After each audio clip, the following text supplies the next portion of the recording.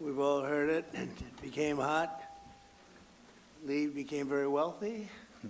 Lee Greenwood, he's fabulous, and I want to thank him. He's been with us from the beginning. A great guy, great talent. And Pennsylvania, you are really rocking. You got the big ones here. And David, Dina. Now I'm in a world where I'm shaking hands with all celebrity business people mostly, but they're biggest names in business, and they're all spending money in our country, but they're all spending money in Pennsylvania. So I just want to say thank you. But this is a hot place. We would say it's a hot commonwealth. Never call it a state, you're in deep trouble. I've seen people's political careers end over that. Just call it a commonwealth. A lot of people don't remember that. But I think it's great to see what's going on and to see the kind of genius that I'm surrounded by, all of the people that I met backstage, but it's pure genius. I want to thank Senator David McCormick for organizing this extraordinary event, and I came to another one with you about a year ago, and that was a monster, but it wasn't like this one. This is even beyond. I was on energy, and it was very impressive, but this is something crazy what's going on. Outstanding work on behalf of the incredible people of Pennsylvania. You know, he followed me along the campaign trail, and he had a tough race. It was a tough race. A lot of people wouldn't have had the courage to do it. It takes guts to run for office. People don't know that. Only the people that never get there know it. But the fact that you did what you did it once, and you did it really well, but things didn't work out, and you did it a second time against actually a much tougher opponent. And it wasn't even close. So I think he's a great guy, great, spectacular guy with a great helper, right?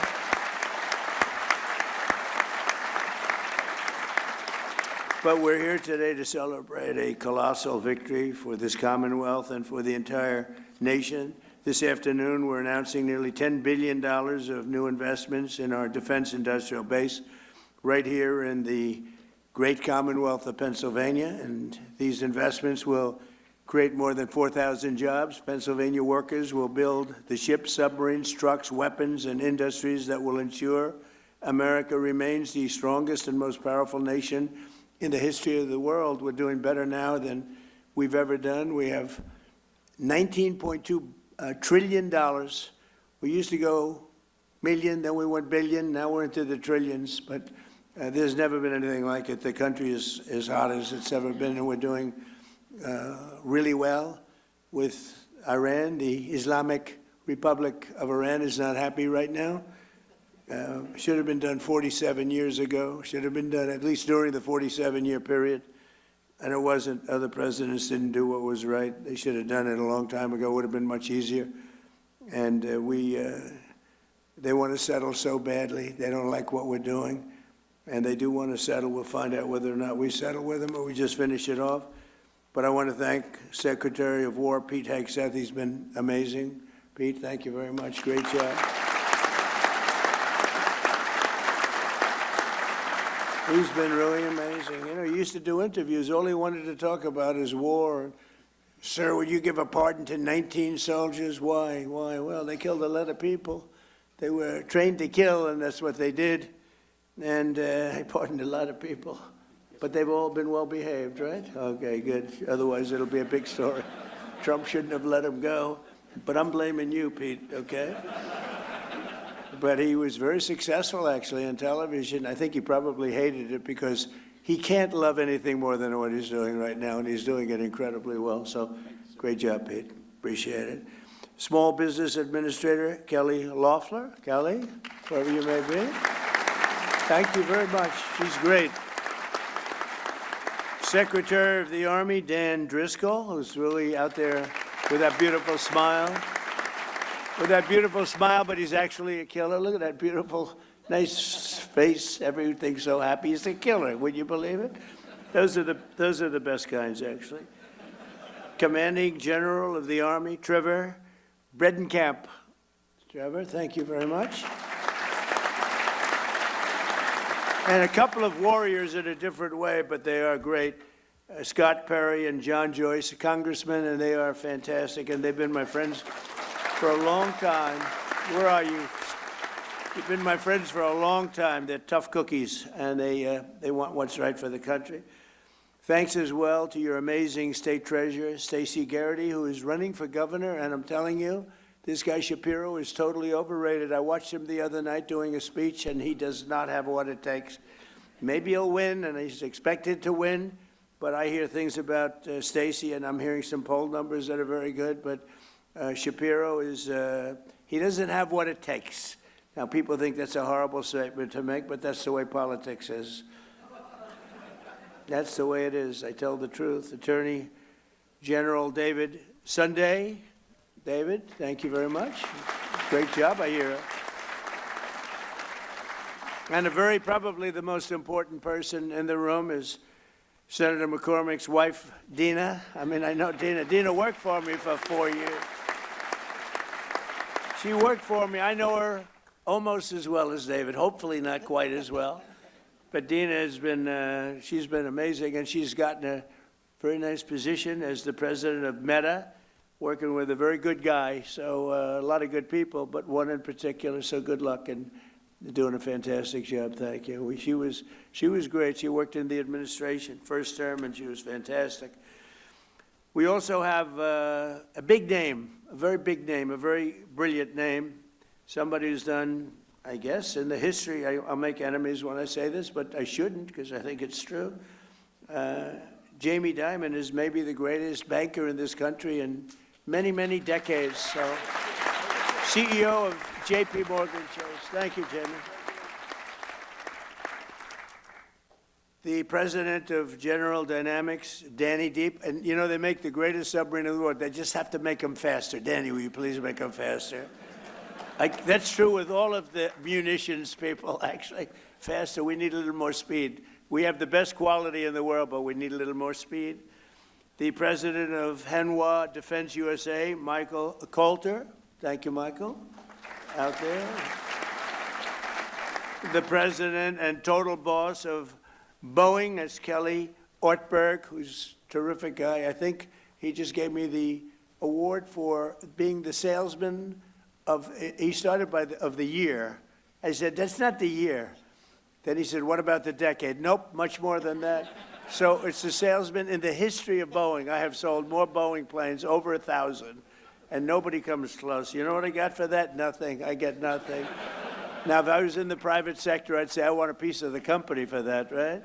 But Kelly, you've done a great job. You're bringing it really back, and you're up to 44 planes now. At 44, they're producing the planes at a very rapid rate, and Kelly has done a tremendous job. President of Northrop Grumman, Kathy Warden, showed us a plane that I like a lot. President of Lockheed Martin, Jim Takelet. Jim, thank you very much. Thank you, Jim. Good job you're doing. President and COO of Blackstone, a friend of mine from the real estate wars. He was a brilliant guy. I always said, this guy's always there first. What's with him? John Gray, he's a real estate genius, and other geniuses. Now real estate, he doesn't even have to participate, he said, but you've done a great job, and say hello to you-know-who. He's a tremendous guy. He's been a big help. Steve has been a big help. Co-chairman of TWG Global, Thomas Tull. Thank you, Thomas. CEO of Divergent Technologies, Lucas Zinger. I just saw some of their technology. It's amazing. I saw some of those things backstage. You don't want to talk about them. They're pretty amazing. CEO of EQT, Toby Rice. Thank you, Toby. President of North America's Building Trades Unions. Is the most powerful man in the room. It's Dina for the women, and it's this guy for the men. Sean McGarvey. Thanks. Thanks, Sean. Sean McGarvey, good guy too. And the founder of Valor Equity Partners, Antonio Gracious, and he's somebody highly respected by everybody, including my family, my kids, and also helped us tremendously working at the early stages of the administration with costs, because we inherited a cost mess, and he was fantastic, and I want to thank him, and Elon too. Elon did a fantastic job. This year we're celebrating the 250th anniversary of American freedom, and No state has been more central to protecting that freedom than the Commonwealth of Pennsylvania. Pennsylvania is where America declared its independence, where George Washington crossed to Delaware, where the Union was saved by the heroes of Gettysburg. What a war that was when you read about it. And where Pennsylvania workers poured the iron and steel that won 2 world wars and won lots of other things in addition. With today's announcement, Pennsylvania will play a key role in building the arsenal of freedom to defend our nation in the modern world. We have things happening in this state. I think really people don't know what's happening in Pennsylvania. People aren't really, literally, they're not able to even fathom what's going on. And I'm just sitting back there, I thought I was very well aware of it. And then I'm meeting people, very well-known people, and they're saying what they're doing here. We got to get the word out a little bit because this is very much of a miracle, very much of a miracle. Highly respected people. The talent and innovation in this room will keep America safe for many years to come.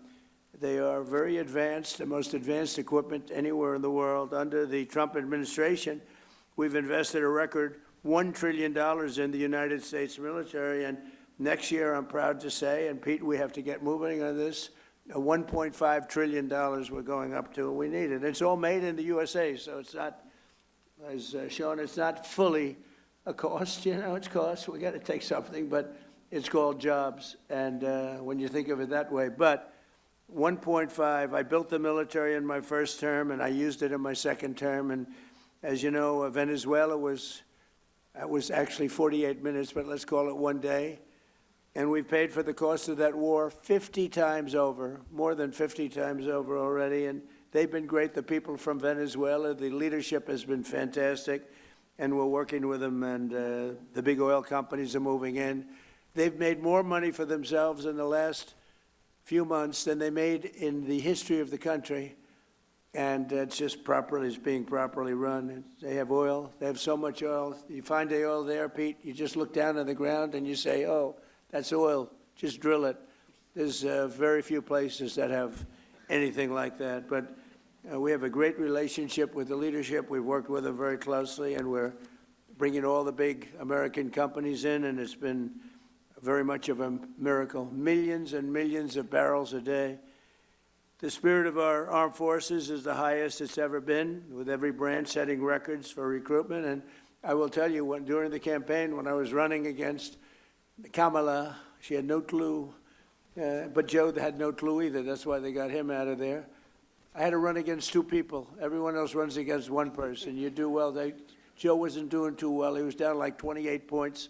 So they said, let's replace him. That's like replacing a fighter. You're doing great against the guy. I said, let's put somebody else in. Fortunately, she wasn't much better than he was. And somebody said she's leading in the polls. That's not possible. But if she is, that's fine. You know, you got to go out, you got to win. But what's happened with the election, this was an amazing election. Think of it, we won every swing state. We won the popular vote by a lot. We won 82%, 87% of the counties in America. That's a big one. We won the Electoral College. We won everything. But all 7 swing states, the big thing was, could anybody ever win all 7? We won all 7 swing states, and we won them by a lot. So it was a great, great achievement. But when it came to joining the military, we had vacancies, empties. We had a situation that actually it was remedied largely, Pete, I think on November 5th when we won. It was even before we took office, it was remedied to a certain extent. And when we took office, so now we have overflow crowds trying to get into the military, and that includes our policemen, our firemen, anybody with a uniform on. They were very ashamed of our country, and now they're very proud of our country. And we're setting recruitment records like we've never had before. In fact, it's a great time if you want to expand the military a little bit. It wouldn't be bad because we have unbelievable talented, in good shape, in unbelievably good shape. You know, we had something pass in the United States Supreme Court. It was called merit, and nobody thought that was going to happen. I didn't think it was going to happen, actually. We're trying to get it. And everything now in our country, again, is based on merit. Getting into colleges is based on merit. When you have somebody with great boards, great marks, all A pluses and A's and the highest board marks, and then doesn't get it because somebody with far less capability gets in. It's nasty, but it's, you know, our country was built on greatness, and it was based on success, it was based on merit. And now we have that, and that includes the military. And the people that we have in this military, you can send most of them to Hollywood, and they could become like movie stars. They are unbelievable, and you saw that in Venezuela. I met them backstage, and these are people that are, it's a whole different ball game. So I just want to thank everybody. That was a decision, that was a tough decision to make, and it took courage to make that decision. Nobody thought that was going to be made, but they gave us back our beautiful merit system, and now the best people get into the best positions, they get into the best schools, they get into the military. We actually have strong people going into the military now as opposed to people that aren't strong or that shouldn't be there. And it's like, I call it central casting. Washington, D.C., we're using the military in there, and our crime rate's down 92%, and it's gone from an unsafe city to one of the safest cities, the capital, one of the safest cities anywhere in the country.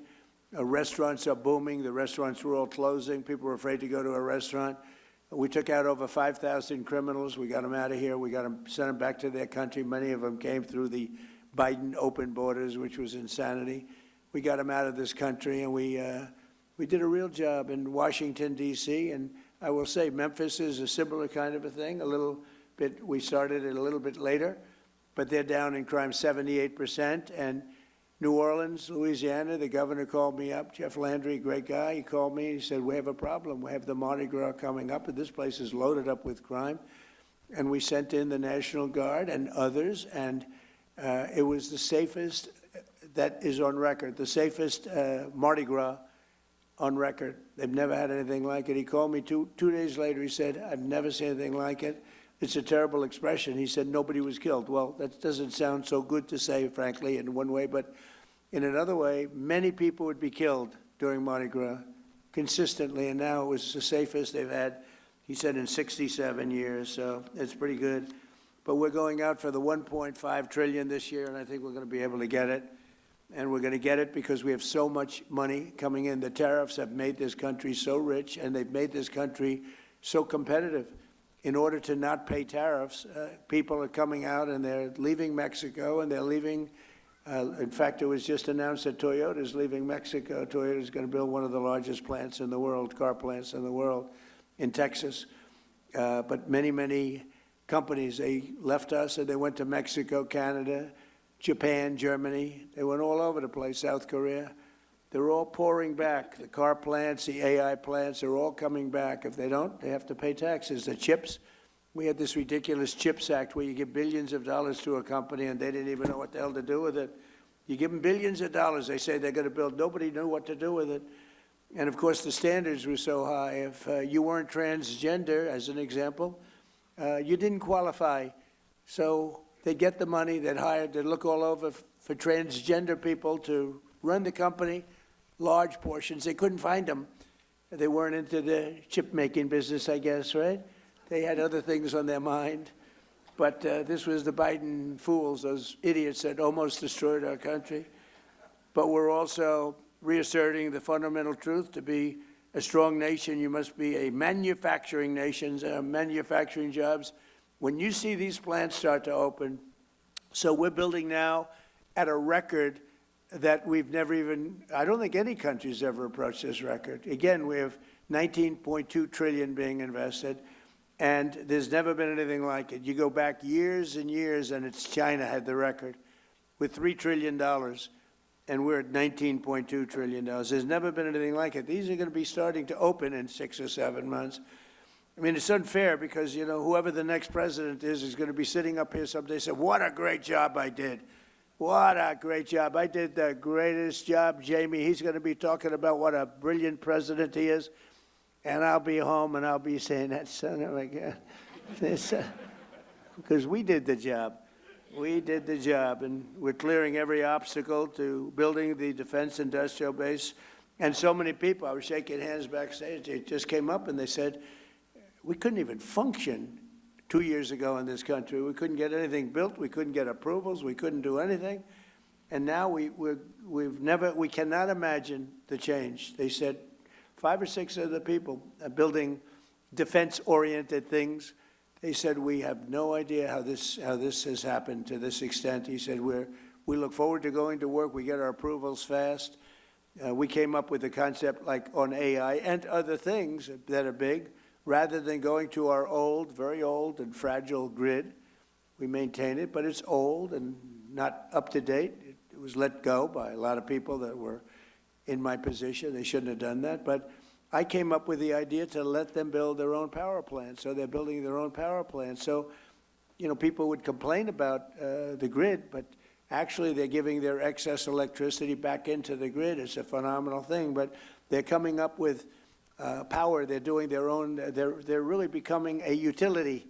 They're becoming, actually, in addition to AI, they're also becoming utility. And they're building some of the greatest power plants anyone has ever seen. We don't want wind because it's terrible. Doesn't work. These countries that go to wind, you go to wind, you lose your way, you go out of business. Look at what's happening in the United Kingdom. Wind all over the place. Doesn't work. Too expensive. Everything's made in China. And remember, you have to replace them after 8 or 9 years. It's wonderful if they were there, but you got to replace them all the time because they wear out. The salt water kills them. It's ridiculous. And we have the oil and gas. We have a number of people back there with the nuclear. Nuclear is hot. It's become safe. And we got to keep it safe, but it's become safe. But we have tremendous new things happening. And some of these power plants that are being used for AI and other things that they're building are so far advanced from what you're used to. When you look at Con Edison, you look at the old companies, it's fine. They get the job done. But these are tremendous advancements that nobody would have ever come up with except for this group of seriously brilliant people. After decades of foreign countries ransacking Pennsylvania and all of our country, they ransacked our country and stealing our jobs, I imposed historic tariffs to protect the American copper, aluminum, steel, and many, many other projects like cars. And because of that, they're all coming back. This could have been done by a president if he knew you wouldn't have a Taiwan making 100% of the chips. I think by the time I leave, we'll have almost 50% of the chips being made in the United States, worldwide. They're moving here like you wouldn't believe it. With no investment. I'm not giving people billions of dollars. I'm not saying to some chip company, here's $30 billion. Good luck in finding a site.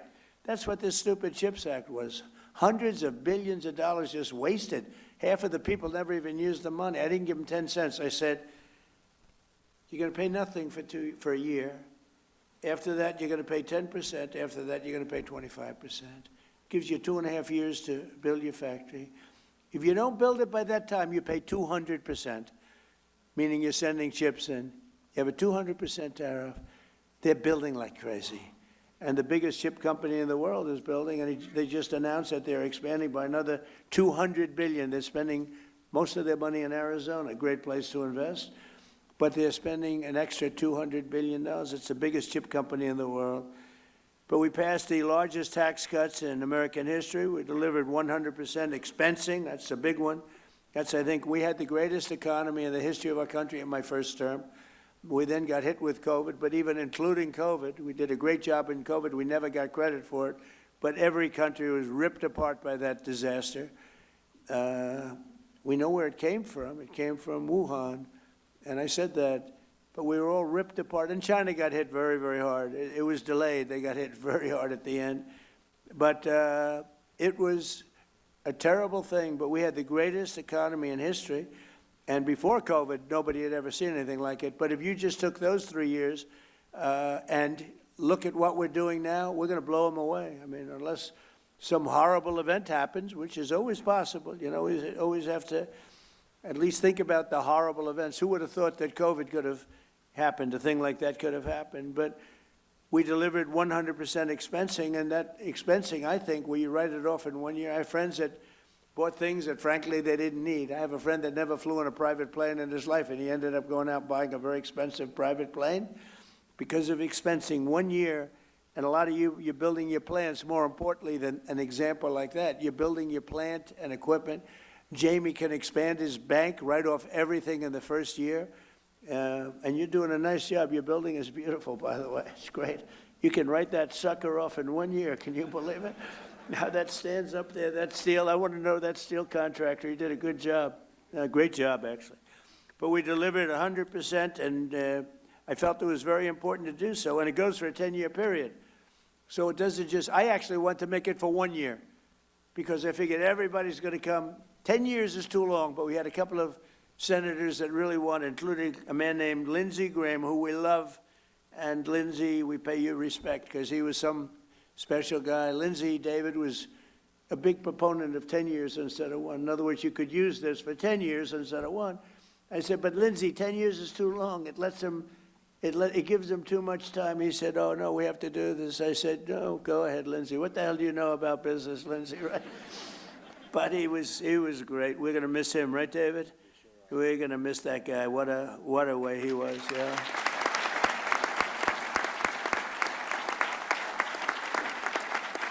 You know, he's a guy, I'm just thinking, he's a guy that some people you don't appreciate until they're not here, right? And you just saw all the quality that he had. He got things done. He could even deal with Democrats. If I needed a Democrat, I could go to Lindsey, and Lindsey would take him out and wine him and dine him and say, I got him for you, right? There aren't too many people could do that. David and I know it very well. But the expensing was so important. I think it's really what led to the tremendous success, because we had it in the first year and in the first administration. And I think that was what led to the single most important thing, I think, in terms of investment was the 1-year expensing. I think people were building, sometimes maybe they shouldn't have been, but they were building at levels, and then it caught up. We passed the largest regulation cuts in American history by far, and we unleashed American energy, including Pennsylvania oil, gas, and clean, beautiful coal. We're back in the coal business. We have so much technology and changes have been made in coal. And in the Trump administration, you're not allowed to use the word coal without preceding it by the words clean, beautiful. And Chris Wright, who you know so well, and Doug Burgum, they've been a fantastic team. And they were making a speech. And I said, nobody can say coal without preceding it with clean, beautiful. But this whole speech was on coal. And they kept saying, clean, beautiful coal, clean, beautiful coal. And I said, okay, it's enough. You know, but it is. It's and look, you know, I hate to say it, but it's what China uses. They're building now 58 massive coal plants. And, you know, they're responsible for building the windmills. And I said, how many windmills are they building in terms of using on their land? John, I want to know, if you see any, let us know.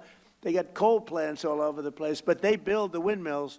But the only one they have that I know of is one that they want to use. They use it they don't use it in terms of energy. They showed people, look how beautiful this is, as those poor suckers buy those windmills and lose their ass. But it's a terrible form of energy, most expensive form of energy. It's intermittent, doesn't work, and in my opinion, it kills the environment. It kills the birds, but it's visually, it's terrible. It's terrible. It's a terrible thing. And I'm proud to say that we have approved almost none, I think none, but we are, everybody's under an order. No wind, we don't want the windmills. We don't want them. And let somebody else use them. But everybody using them is in very big trouble. They're in energy trouble because they don't work, and very expensive, most expensive form of energy, and they don't work. And I've been saying it for 4 or 5 years, and people still buy them. Maybe not quite like they used to, but people still buy them. It's crazy. But we unleashed American energy, including the Pennsylvania oil, and the Pennsylvania oil is doing unbelievably well. We saved the great American company, U.S. Steel, and I worked with Selena Zito. I don't know if Selena's here. Selena here? She's so... Where's Selena? Where is Selena? I love Selena. Where is she? She's queen of the Rust Belt. But you're no longer the Rust Belt. You're really the Money Belt. I have a new name. Selena, are you here? Come on up here, Selena, will you? She's the queen. She is the queen of the Rust Belt. Now she's the queen of the... And be careful. Don't fall down the stairs like Biden. Come on, Selena, get down here. Grab her, everybody. I want to show you a woman that knows what she's doing. You know? She knows what she's doing. I had no idea she'd be here, but anything having to do with Pennsylvania, any of these great states, she's around. Well, Selena, I want to thank you. You're really a talent. That's only because she writes so well about me. You know, if she wrote badly, I'd say, get her the hell out of here. Selena, thank you, honey, very much. We appreciate it. Really amazing person. Thank you. No, she loved this area. She loved the people, and she saw it going to hell. And she knew more about it than anybody else. And she also knew it had more potential because of the people. And she would write about it like nobody would believe. And she's one of the top writers in the country. And I hate to say this, she writes for the Washington Post. But she's one of her many outlets. I hate to mention that. But she's done a phenomenal job of explaining what's going on. And she really just believed in the area, but she believed in the people of the area. They're incredible. You're going to find all of you geniuses that are building your plants. You got the best people in the world working here. So just to finish up, we did more in terms of regulation cuts by 5 times, 6 times, and even in some cases, depending on the way you look at it, 7 times than any other president. We delivered no tax on tips, no tax on overtime, and no tax on Social Security. And we're building a beautiful military complex and a ballroom combination at the White House, and they were working on Saturday and Sunday, partially Sunday. And I went and visited a couple of hundred men that were working round the clock. It was Saturday night, late, very late, 11 o'clock in the evening. And I said, you're so lucky I'm president because there's no tax on overtime. Think of it. They're making a lot of money, and there's no tax on overtime. But there's no tax on tips, no tax on Social Security, and that's been good. And the other thing we did, which seems simple but never done before, when you buy an automobile, some people have to pay, and they have to go and borrow money from a bank. You're allowed to deduct the interest payment from your income taxes, and that's a big deal. But only if the car is made in America. So that's been great. So all of these things have added up to a level that we're booming. The country is booming, and we'll have Iran defeated soon. They'll be defeated very soon.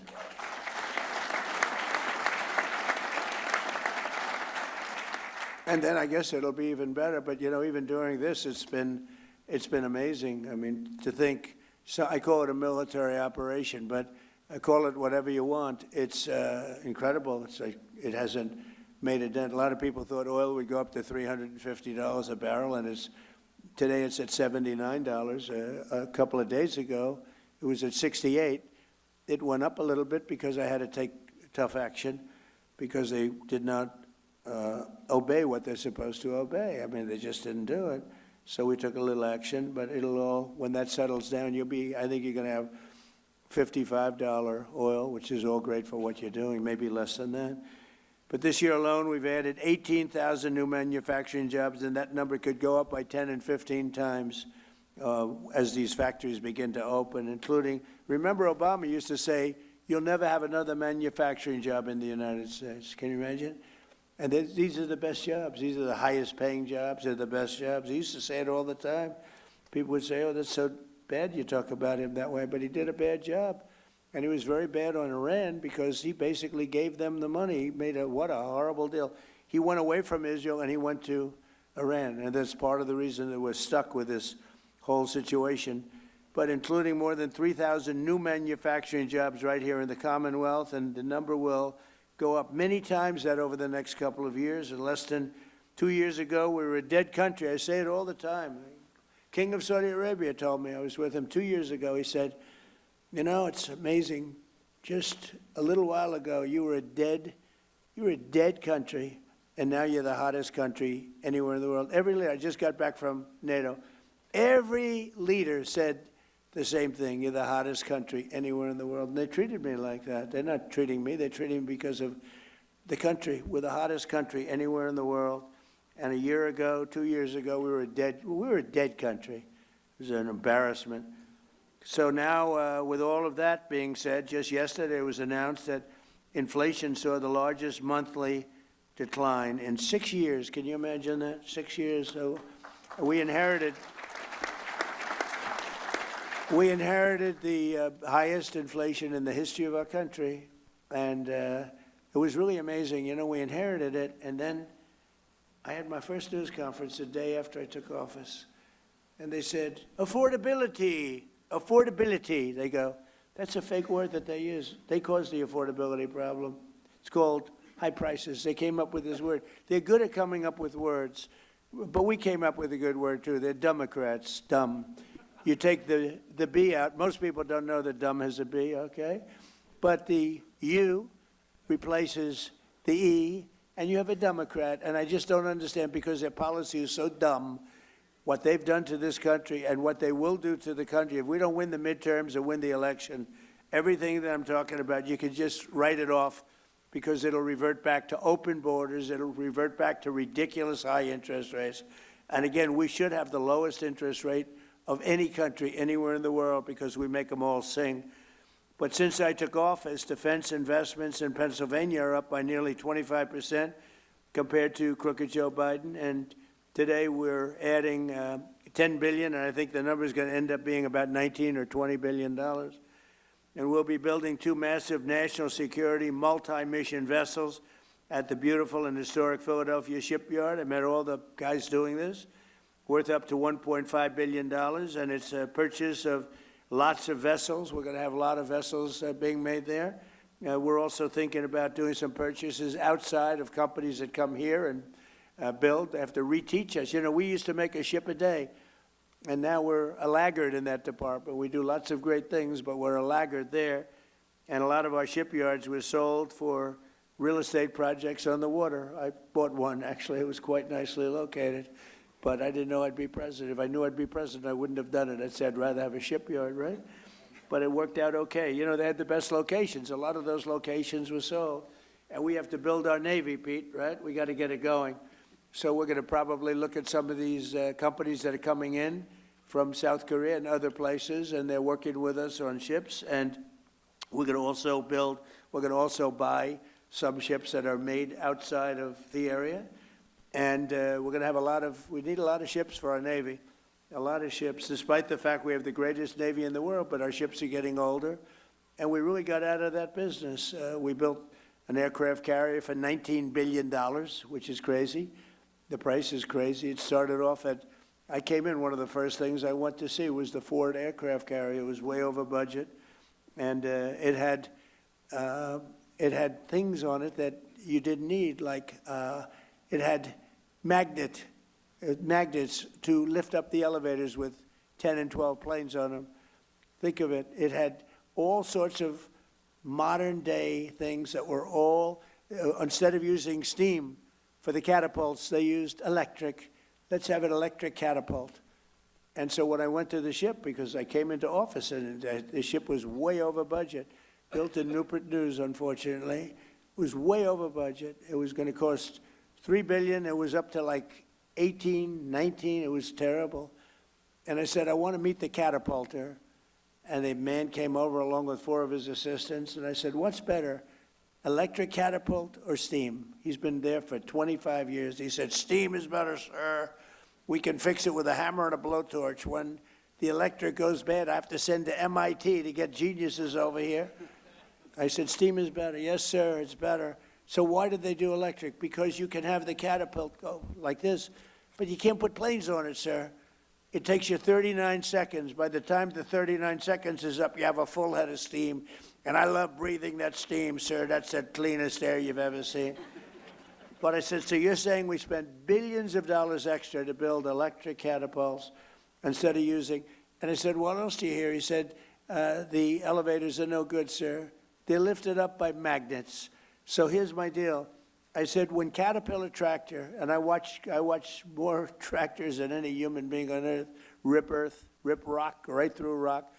It's all hydraulic.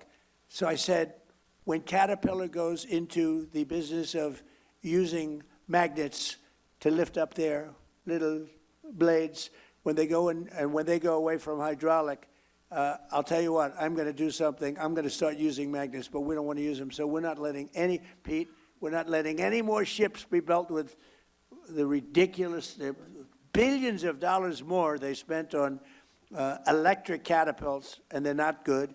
They're not nearly as good, too complex. And by the way, we had to call the ship in twice because their catapults didn't work, and I predicted that was true. And the same thing with the magnetic elevators. We want them to be made hydraulic, which it can be hit by lightning, it can be hit by anything. When a little water touches the magnets, it doesn't work anymore. And you're in the Atlantic Ocean with waves that are 60 feet high, and the Pacific Ocean with waves that are 70 feet high, and they're talking about magnets. It makes you want to get sick. I actually called in the architect of the ship, and I said, have you designed a ship before? Well, I haven't spent a lot of time on that, sir. No. Even the cab, you know, the tower, they have it in the back instead of in the middle. It's supposed to be in the middle where you have more room. I said, why'd you move there? Well, we thought it was very good. Why did you do it? And why is the ammunition under where the admiral is, the tower? They have the tower, and they have the ammunition under the tower. I say, if I'm the enemy, I know where I'm aiming. These people, and the thing costs like $20 billion. It's ridiculous. All right, so we're changing all of that, right, Peter? You'll be fired so fast if you don't. No, but a lot of this is common sense stuff, really. I mean, I hope I'm not boring anybody, but it's all common sense. This isn't exactly part of my speech, but I got to tell you. You know, I'm getting it all out now, all the anger I have when I hear about electric catapults that don't work. Crazy. It's crazy, but okay, I hate to mention this name now because they're a little slower than we want, but that's okay. General Dynamics will invest $2.5 billion in Rhodes Industries to build Navy submarines.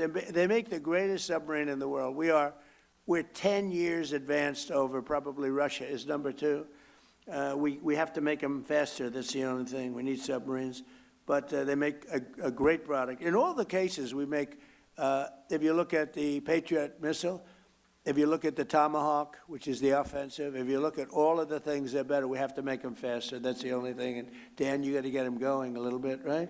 We have to make them faster. And Peter and I have meetings with them every month, and they're all building new plant and equipment. Boeing is building it. I see, Kelly, a lot of them, 4 of them, and it's very important. So this massive new investment by General Dynamics is going to create right here 1,500 new jobs. The munitions firm Day and Zimmerman in Philadelphia will provide $2.3 billion worth of operations, maintenance, and support to the Hawthorne Army Depot. And EOS in Pittsburgh have just agreed to a multi-million-dollar partnership with the Department of War to build, oh, we love that name better. We won World War I. We won World War II. Then we decide to go politically correct. Let's go with defense. No, it's war. And I said to Pete, I said, Pete, don't you like that better? He said, used to be Department of War. And then we got politically correct. And we go in and knock out the Middle East and go home. Everybody said, why did we do that? What did we get? But we had greatness, and that's what we have again. Now we have greatness again. As an example, Venezuela. Where'd you have here? When was the last time you heard that you had a war and you paid for it 50 times over? We have wars or we lose money. We have wars, we blow up something and we leave, and everybody said, what was the purpose of that? Nobody can answer the question. We don't do that anymore. But EOS in Pittsburgh just agreed to a multi-million-dollar partnership with the Department of War to build energy storage technology in support of our Golden Dome missile defense shield. We're building a Golden Dome over our country, and it's going to be a very effective one. We had 111 missiles shot a few weeks ago by our lovely friends from Iran. They were aimed at the Abraham Lincoln, which is a beautiful aircraft carrier, by the way. The SS Abraham Lincoln, 111 in a short period of time. Out of the 111 missiles shot, 111 missiles were knocked into the sea easily. Think of that.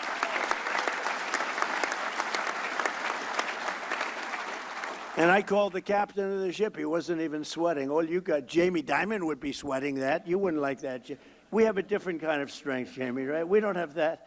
But think of it. 111 missiles are coming at you. And he's drinking his coffee, taking it easy. And one after another, we have the greatest people most importantly, but we have the greatest equipment anywhere in the world. There's nothing like it. 5 years ago, 6 years ago, I would imagine you couldn't even think about a thing like that happening. The JWF Industries is expanding its Windber facility and anticipating over $500 million in new contracts to build new vehicles, weapons, and components, and they make great stuff. Voyager Technologies will be investing hundreds of millions of dollars in turning Pittsburgh into an international robotics and space technology hub. And the robotics is so important because, again, we have the most people working right now in the United States than ever before. We need manpower and woman power. The AI software company Air will be spending $450 million to expand their Pittsburgh office, and Carnegie Robotics in Pittsburgh will have the chance to produce hundreds of millions of dollars worth of autonomous technology for the United States Army and its vehicles. The Firepoint Energy in Tunnelton will be investing at least $170 million in pilot program to convert coal waste into jet fuel, electrical power, and critical minerals. And I hope you're going to do magnets. Somebody out there, I hope you're all brilliant people. Magnets. Do magnets. Okay, I'll tell you how to make money. Do magnets. You're doing a lot of great stuff. Do magnets.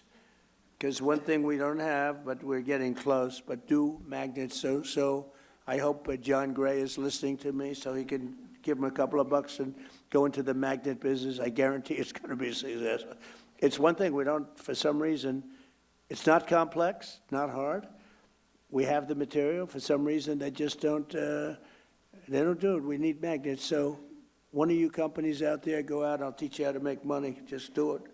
Companies like Adelon, Kratos, Advanced Cooling Technologies, Sphere Brake Defense, JP Morgan Chase, and Q Intel, among many others, will be expanding their investments all across the Commonwealth of Pennsylvania.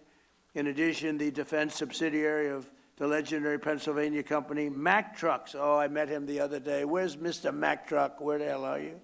He was great, making a beautiful, thank you very much, making a beautiful truck. He's trying to sell 15,000 of them to us, 15. I said, how many are you looking to sell? Sir, 15,000.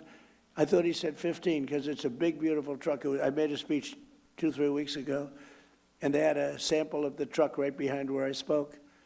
It made me look very small, sort of like Dukakis, remember, in the tank? I said, get that truck the hell out of here. I immediately thought of Dukakis with the helmet and the massive helmet, the massive tank, and you didn't even see him. That was not good. He went down 20 points after that. So I said, get that truck out. But the truck was amazing, actually. But I said, how many? He said 15,000. I thought he said 15. So I said, he's going to sell 15. That's a lot of trucks. He said, no, actually 15,000, sir. So, but it's a beautiful truck, and I think he's got a good shot at doing it. And he'll be building $222 million worth of powerful new vehicles for our military already in a different truck. And Mack Truck is doing really well, and they've been great. And because we're here in Pennsylvania, where State Trooper Michael Farrow was killed just 2 weeks ago by an illegal alien operating a semi-truck on a commercial driver's license, which he should never have had. He was here illegally, came in through Biden. Today, I'm making one more important announcement. My administration will soon take historic action to get illegal alien truck drivers who are just killing a lot of people. They can't read signs. Many of them are on drugs or alcohol, and they shouldn't be driving these things. And they came in totally illegally, and we don't want them, but they are driving all over American roadways, and we're going to replace them with proud American veterans who are going to take our veterans, who are going to make them, we're going to teach them a lot about driving trucks, and in many cases they know. We're going to say any American who's driven a heavy truck for our military will automatically be eligible for a commercial driver's license. So we're going to get them taken care of. And the radical left is very much opposed to that, but it doesn't matter what they want because we're the ones that are running it. And just to finish, I want to thank our great Speaker of the House, Mike Johnson. He's fantastic, that man. And the House Budget Chairman, Jody Arrington, for launching an effort to get the Save America Act passed, including voter, I mean, it's so basic, voter photo ID identification, proof of citizenship, and hopefully no corrupt mail-in ballots. We'll have exceptions for the military. We'll have exceptions for disability, for people that are not feeling well, or for people that are on vacation or anything. We're going to make it very easy. But the mail-in ballots, you see what happens in California. The vote still isn't counted. Can you believe it? It's like, what, 6 weeks? The vote still isn't counted. But the kid really, he was Spencer Pratt. I don't know Spencer Pratt. He came to the White House and saw me. But Spencer Pratt was an automatic lock, and he didn't make it. There was a little thing, Dina. They said, well, Spencer's falling behind a woman that nobody ever heard of. He's falling behind. No, it's very corrupt. And they were going to do that to Steve Hilton, too. And I had the U.S. attorney, did a great job. He started an investigation. They said, Steve Hilton is starting to fall badly behind. And I said, that doesn't mean falling behind. That means cheating is going on. This is 2 weeks after the election. So I got the U.S. attorney involved. And like 20 minutes after they made that statement, they said, Steve Hilton just made the runoff.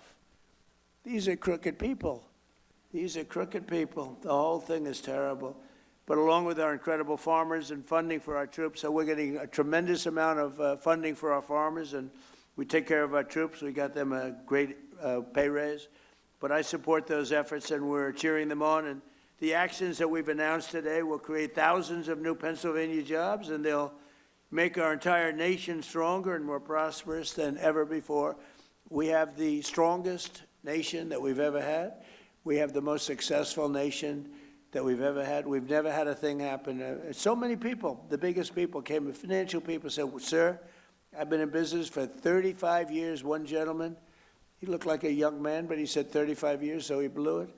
But he said, I've been in business for 35 years. I've never seen anything like what's happening right now. I'll bet Jamie would say that. I'll bet John would say that. There's never been a period of time like this. So I want to thank, again, Senator McCormick, once again, for this incredible get-together, but really, much more importantly, for the outstanding work that he's doing as a senator. He's an incredible person.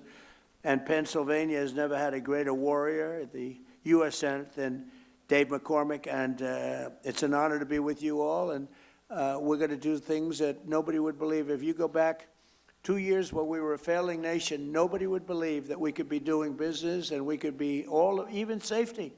The lowest murder number since 1900. Think of that. The lowest number since 1900, 125 years ago.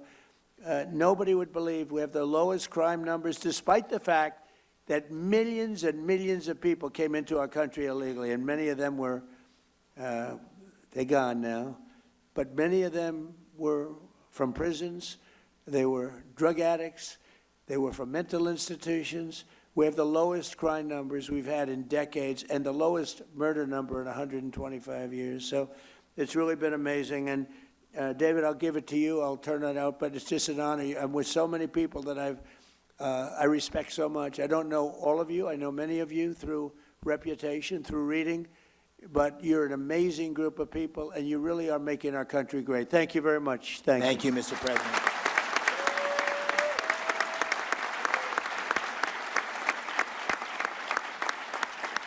Thank you. Thank you, sir. We are so honored to have you here. I know you've got a special love for Pennsylvania, and Pennsylvania has a special love for you. And this is all about your vision of peace through strength. And what's happening here at this summit is really all the people we need in the room, the prime contractors, the energy leaders, the emergent technologies, the leaders in labor, the leaders in finance, all the team that needs to be in place to implement your vision. So if it's all right with you, what I'd like to do is turn to the Secretary of War, let him make some remarks, and then draw in some of the business leaders we have here. And I'll say the one little story is when I was on the campaign trail with the president, one time I walked off the stage and he said, you know what I like about you?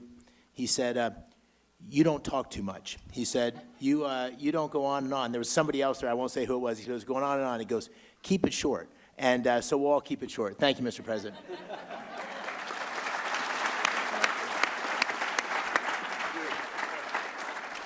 Senator, that was good warning and a good reminder, for sure.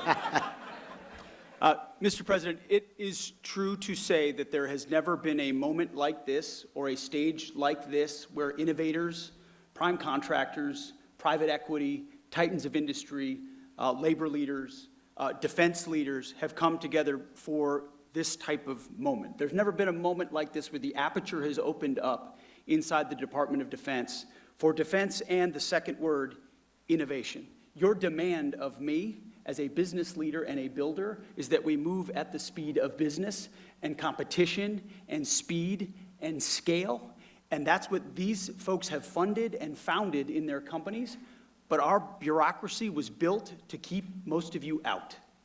And we've been waging a war of attrition against the Pentagon bureaucracy to open up the aperture and make sure competition and speed and innovation and commercial options have a seat at the table. Not just great prime contractors who've been there for a long time, but many of our great companies that make many of our best systems started to look a lot more like the government than they looked like business.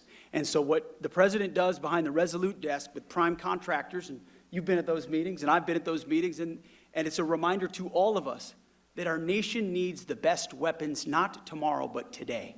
And we need these companies not just adding an extra shift to the factory, but investing in another plant and another plant and another manufacturing line, which is what's happening here in Pennsylvania and all around the country.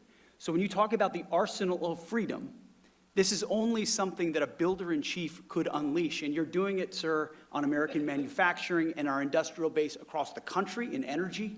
But in defense specifically, this is a generational investment in the future of our warfighting capabilities that our country has not seen since Ronald Reagan, and this one is bigger.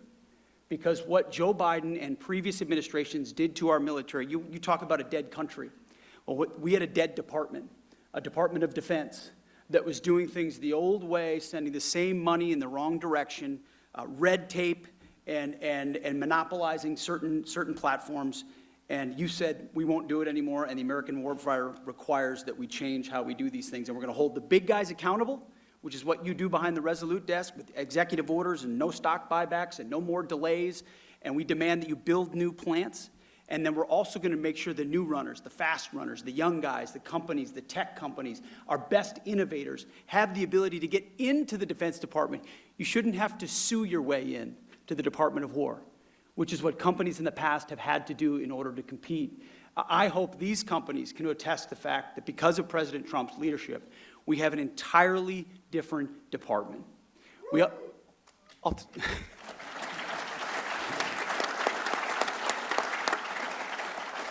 And it's important because we're at an entirely different moment. Not only do we have near-peer adversaries with historic military buildups, but we're at a step-change moment. AI and frontier models, autonomy, quantum, space, hypersonics, you name it. If you're ahead now and you get ahead of the game, you're going to be way ahead. If you fall behind now, you fall even further behind. The have-nots and the haves, that gap is widening. President Trump sees the moment and is investing in it in our department, but across government to make sure the 21st century is an American century. But he's demanding that we do it differently. We do it in a fiscally responsible way. We audit our department. We ensure that the money that we ask for is well spent. So we've got a different department, a different moment, and thank God we have a different president who rebuilt the military once. He's doing it again and is willing to make a historic investment, $1.5 trillion investment in the War Department to ensure that we outcompete, without question, every other nation on planet Earth so that things like Venezuela can continue to be done to reestablish deterrence around the world, but that next midnight hammer that's required 10, 20 years down the road is because of the F-47 and the B-21 and the autonomy and the carriers that this president will build because of this historic investment. The Golden Dome that protects our country, the AI that allows us to target faster. This investment will fundamentally change the battlefield, keep the American people safe now and into the future, and it would not happen with Donald Trump. Mr. President, thank you very much.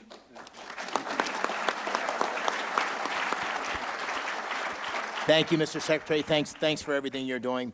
You know, last year, it was almost a year to the day, Mr. President, where you were in Pittsburgh for the Energy and Innovation Summit that Dina and I hosted.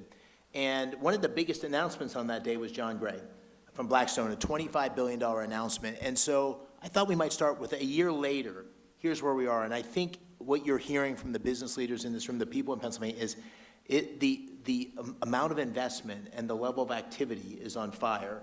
And John's a perfect example of that. So John, if you could just give us a quick update. Sure. It's great to be here in Pennsylvania. President Trump, I want to start by thanking you for the deep commitment to supporting investment in American innovation in infrastructure, AI, and defense. Senator McCormick, I want to commend you once again, and Dina, for hosting a summit here in Pennsylvania focused on the vital national imperatives. We were together a year ago in Pittsburgh. We announced that $25 billion in digital and energy infrastructure. We said we'd do it over a decade. Since then, we've acquired multiple data center sites. We've made enormous progress in our joint venture with local utility PPL, and we're proud to report that we're on track to invest over $40 billion and do it in 5 years.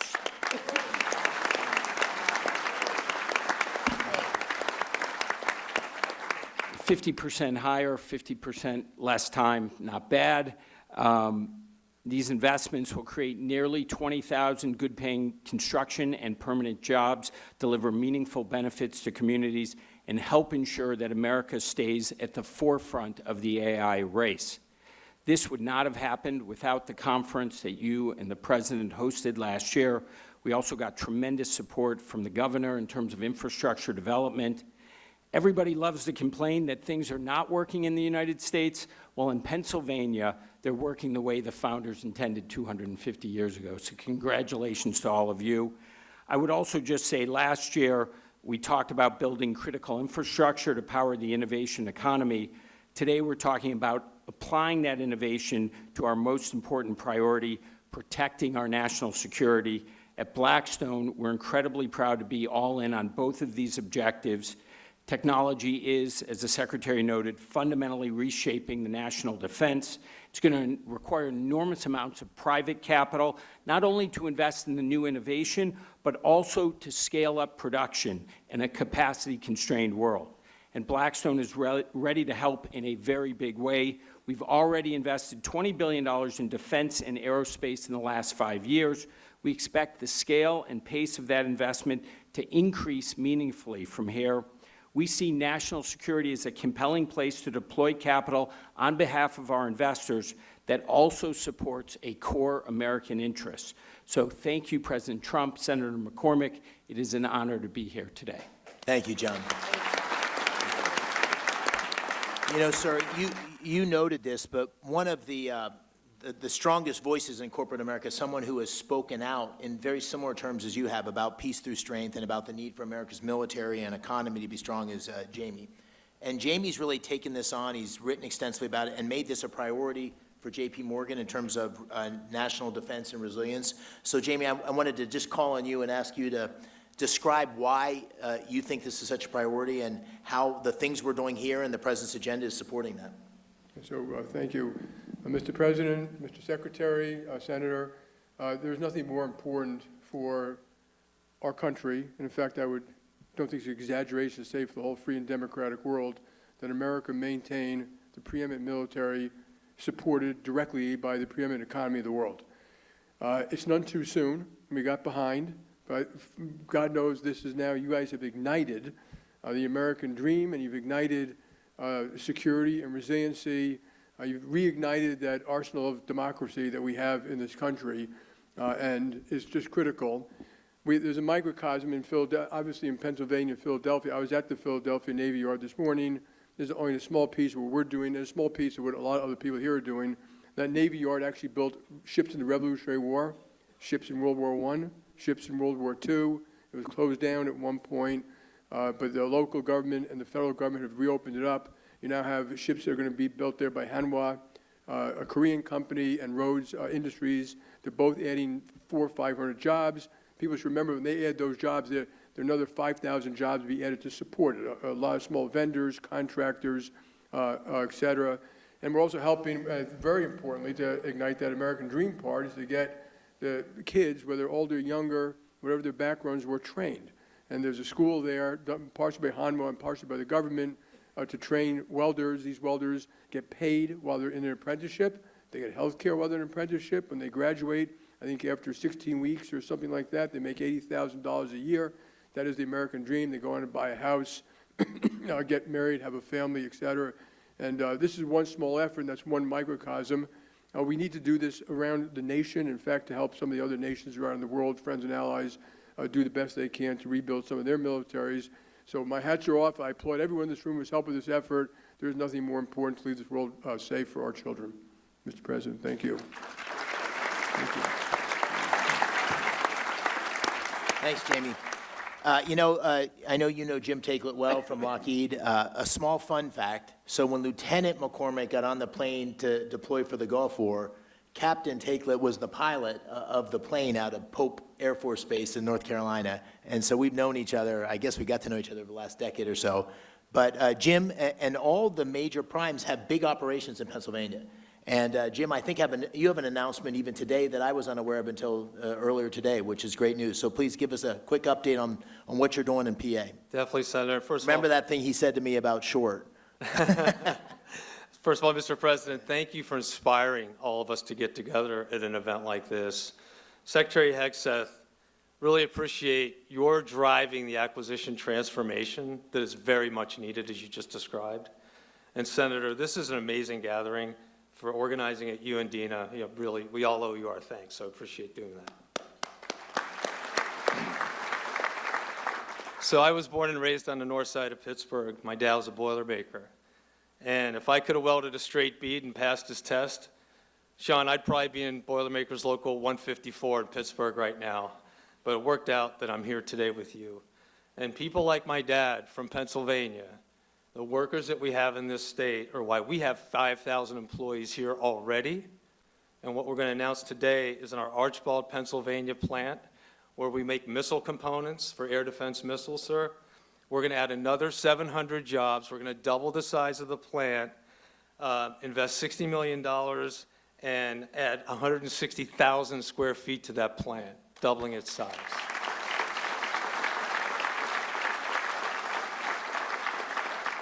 And that's on top of $300 million we just completed investing in our Valley Forge operation, which does strategic missile reentry, among other things.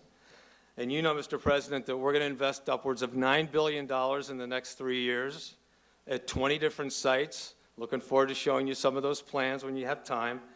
And we are going to continue to build with you and with the Secretary the arsenal of democracy, and Pennsylvania will be ground zero for that effort. Thanks, Senator. Thank you.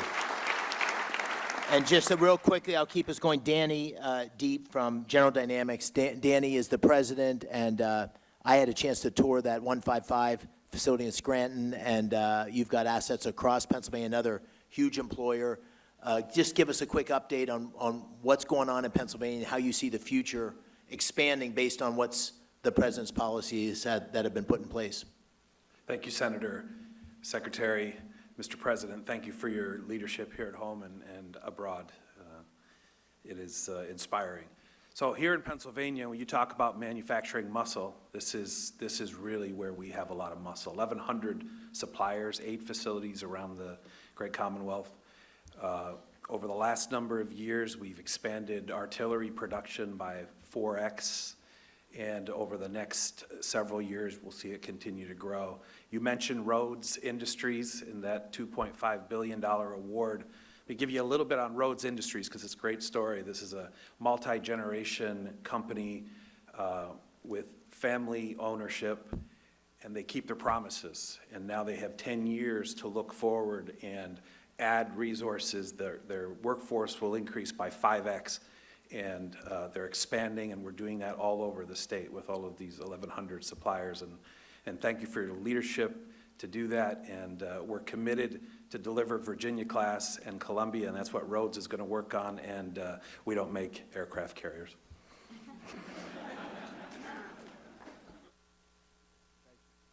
Thank you, Danny. You know, your administration has been very active. The Secretary of the Navy, your Transportation Secretary in the Philadelphia shipyard. What is happening there is magical, and we have Michael Calder here as the CEO of that U.S. operation, but it is with Hanwha's oversight and leadership, we are bringing next-generation shipbuilding back to the United States, and it's incredibly exciting. Maybe just give us a quick update on that, Michael. Thank you, Senator. President Trump, I want to start by saying thank you to you and your administration for your leadership on revitalizing the defense industrial base and in revitalizing shipbuilding in the United States. Mr. Secretary, I've been in aerospace and defense industry for decades. This is the most business-friendly, industry-friendly administration we have ever seen. The access, the dialogue between the Pentagon and all of my colleagues in industry is like nothing we've ever seen. We greatly appreciate it. Because of that access, the President's leadership, and the demand signal, Mr. President, that you have sent on defense budget, we now have an environment that Senator McCormick has been able to pull together here where we have defense industry leaning forward, we have private sector, private capital leaning forward. Mr. President, your leadership has led to all of that. We're very grateful for the opportunity to build the radar ships that you announced today. They will be a central part of the defending the homeland from the missile threats that you have also made a priority. As you mentioned, sir, our shipyard in Korea puts out about one ship a week. We have a plan to bring that capability to Philadelphia. You know this better than anybody, Mr. President, but ships win battles, shipyards win wars. And we are going to recreate what has been great in Philadelphia. Philadelphia, home to the nation, home to the Navy, home to naval shipbuilding with the first frigate. It is going to be the home to make American shipbuilding great again, and we're very glad to be part of that, sir. Thank you. Thank you, Michael. And was I right? One ship a year 2 years ago, and the goal was to get to 20 ships a year? Yes, sir. Think of it, 1 ship a year to 20 ships a year. That's the path that's happening because of the policies, the emphasis on shipbuilding. We're still not where we need to be, but a huge, huge step forward. You know, this whole summit also, Mr. President, we have the defense primes here, but we have a lot of emergent technologies. There's 130 booths up here, Pennsylvania companies, AI, drones. It's incredible what we're seeing. And there's all sorts of capital coming into these emergent technologies in the defense tech space. And we have at the table here 2 of the really most successful investors in defense tech. So I'd like to ask them both to comment on that, because our future, as the Secretary said, is not just doubling down on the existing primes, although they play an incredibly important role. It's bringing in new entrants and new technologies and disruptors. And that's what we need for the future. So Antonio Gracias, who you know well, has been extremely successful in this space. Maybe you could give us a thought, Antonio, and then I'll turn to Thomas Toll. Thank you, Dave. I appreciate it very much, and thank you, Dave, for inviting me. Mr. President, it's been extraordinary. You know, I've been working in manufacturing defense tech actually since the mid-'90s, and there's never been an environment like this. You're right, Secretary Hegseth, never.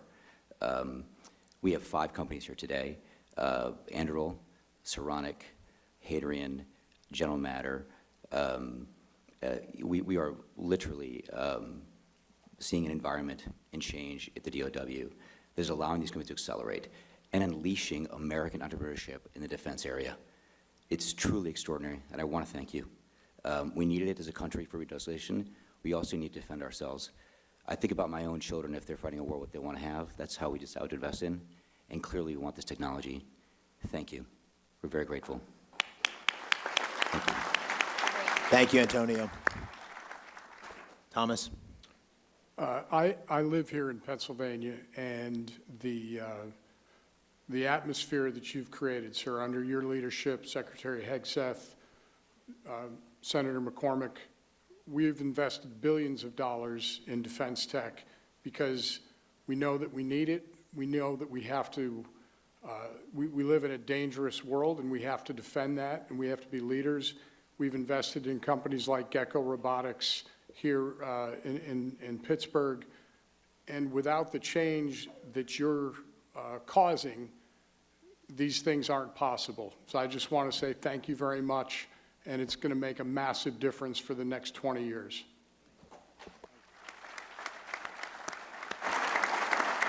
You know, Mr. President, one of the things that you talked about constantly on the campaign trail, and that I tried to talk about as well, and that you've been focused on like a laser, is jobs. And what's happening here in Pennsylvania is that If you go to talk to any manufacturer or any job site, they can't get the skilled workers they need because there's so much new investment and activity going in. So we need to take advantage of this moment and build the workforce. In Pennsylvania, we have an incredibly skilled workforce. As I said earlier, we have 190,000 people that work in the defense industry. We hope that number is going to double over the next 5 or 10 years.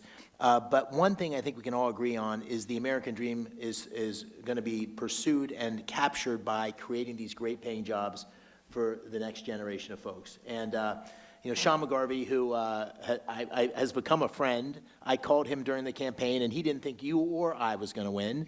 And we bet a steak dinner, and he ended up losing on that steak dinner and has been a great ally in terms of what we need to do for our workforce to be successful. So, Sean, maybe you could say a few words, what you're seeing and what the workforce of the future needs to look like.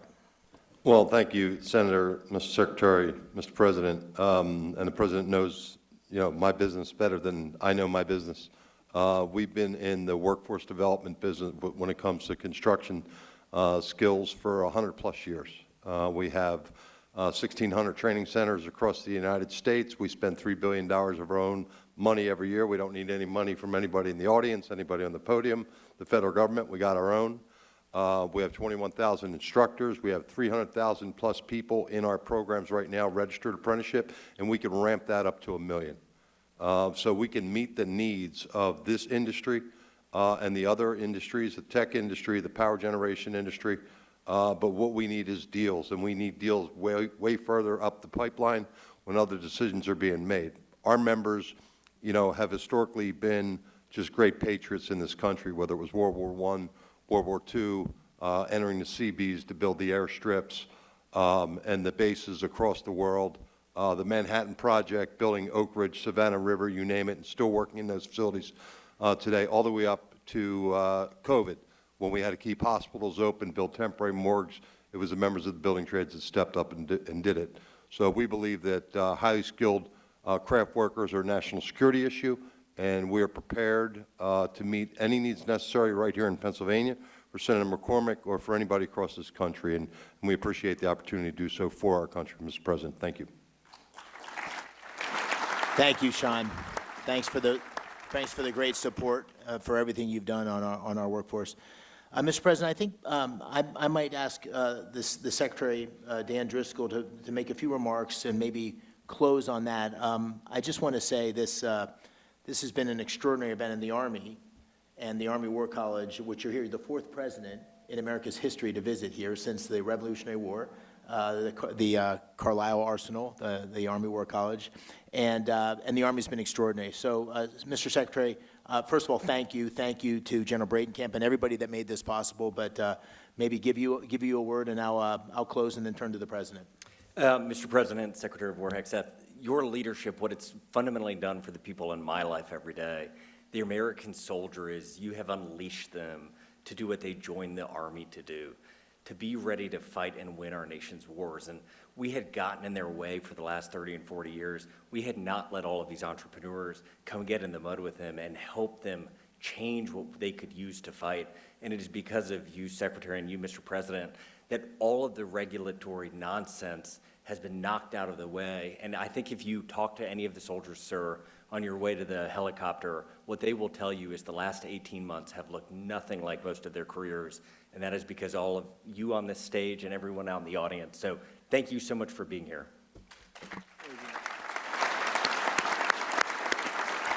Mr. President, just let me close with the following remarks. I think we're in the middle of an enormous transformation in America that's being led as a result or taking place as a result of your leadership. The defense industrial base, making sure our military is ready to take on these many challenges we see and evolves in a way that's able to ensure that we are going to remain the greatest military in the world. Under your leadership, that's happening. So thank you for that. On a personal note, I want to thank you for coming to Pennsylvania. I know it's hard with your amazing schedule, and you've done this twice. You did it last year, you did it this year. It is a catalyst for action. It's making huge things happen in Pennsylvania. Dean and I are so grateful that you're willing to do this for Pennsylvania and for our country. So thank you. We're eternally grateful, and we really appreciate your leadership.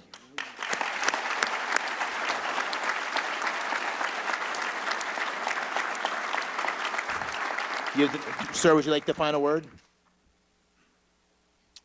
Well, I just want to say thank you all very much. This is an honor that I won't forget, and I appreciate your saying I've been here twice, which is pretty much maxed out once a year, but I'll be here again next year for you. Thank you.